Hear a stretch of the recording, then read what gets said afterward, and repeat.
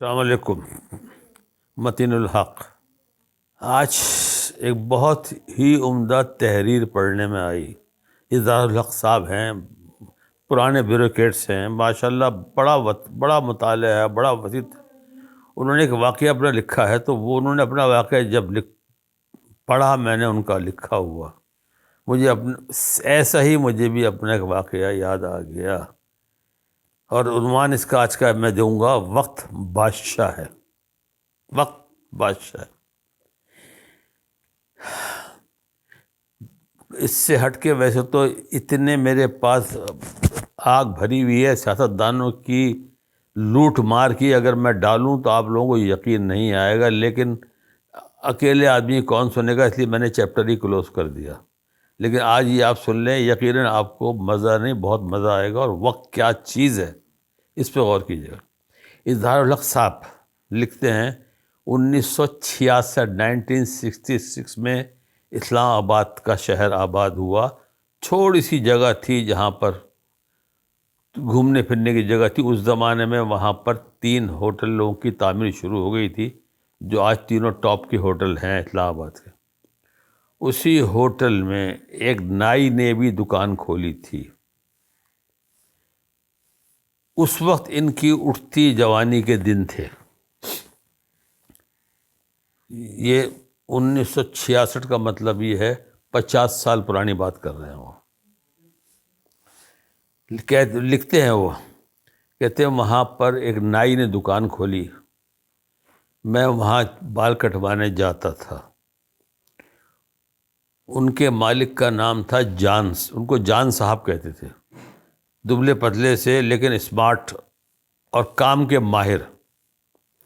بولے میں نے کافی دن تک وہاں ان سے بال کٹوائے، اور والد چونکہ ان کے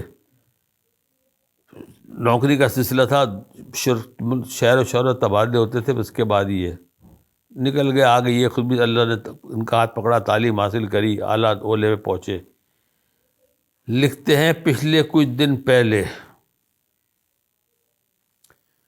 پہلے وہ ان کا وہاں سے گزر ہوا تو نائی کی دکان دیکھی۔ بولے میرا دل چاہا میں جا کے دیکھوں جان صاحب کا کیا حال ہے۔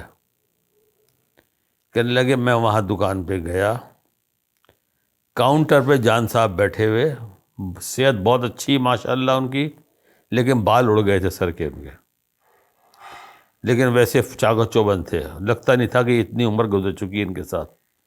میں پہنچا، میں نے وہاں بال کٹوائے، پھر جا کے اپنا کاؤنٹر پہ تعارف کرایا۔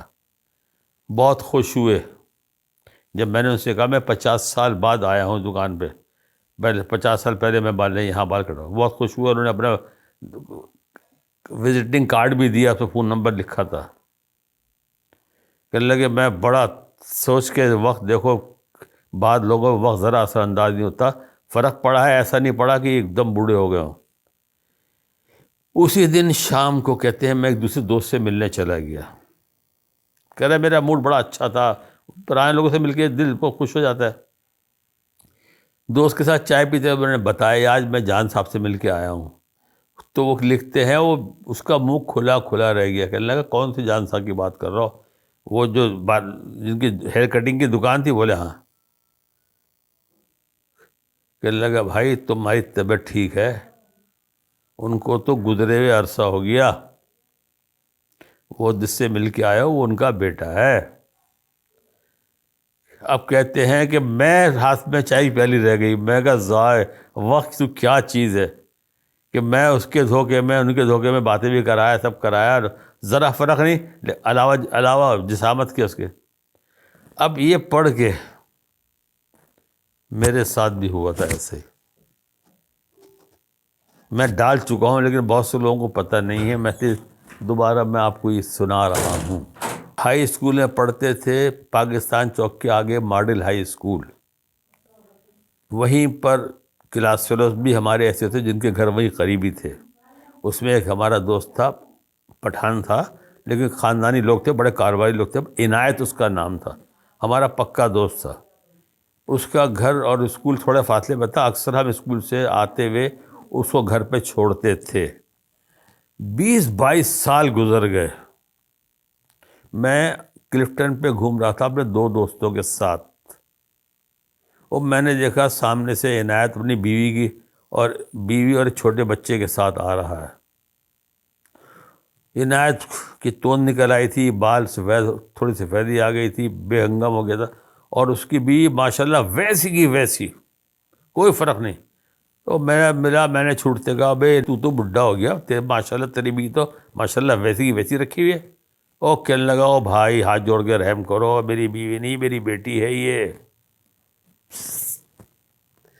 ہم پہ پانی پڑ گیا، ماشاءاللہ کوئی فرق نہیں تھا اس لڑکی میں، اس کی ماں کے اندر، ویسی شکل صورت، ویسے بال وہ۔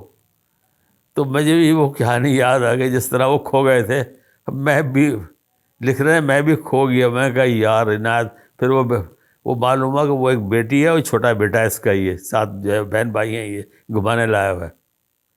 دیکھیے وقت کیا چیز ہے، اور کیا بعض اوقات انسان کا گیا قیاس اور کیا غلط ہو جاتا ہے۔